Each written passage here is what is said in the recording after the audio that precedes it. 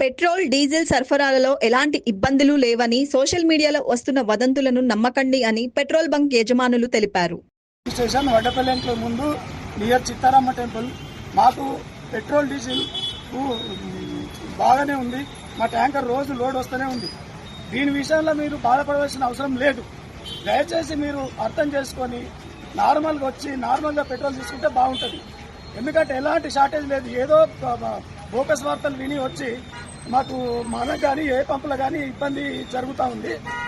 అందుకని రాత్రి కూడా ఇదే టైపులో అయితే రాత్రి పోలీసులు వచ్చి ఆపేయాల్సి సమయం వచ్చింది. అందుకోసమని దయచేసి మీరు అందరు కోఆపరేట్ చేస్తే అందరికీ పెట్రోల్ ఇవ్వగలుగుతాం. మన దగ్గర ఫుల్ స్టాక్ ఉంది, ప్లస్ ఇంకో ట్యాంకర్ కూడా వస్తూ ఉంది.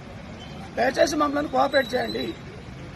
మొత్తం అంతటా కూడా పెట్రోల్ సప్లై కొద్దిగా హెచ్పీలు ఏమవుతుందంటే వాళ్ళకు ఏదో డబ్బుల విషయం లేదు అయ్యి కొద్దిగా ఆపుతున్నారు, అంతేగాని అంతటా పెట్రోల్ బాగానే ఉంది. అన్ని కంపెనీలలో పెట్రోల్ రావడానికి ఇవ్వడానికి వాళ్ళు సిద్ధంగా ఉన్నారు. మనకు కూడా దొరకడానికి కూడా పర్వాలేదు, బాగానే ఉంది.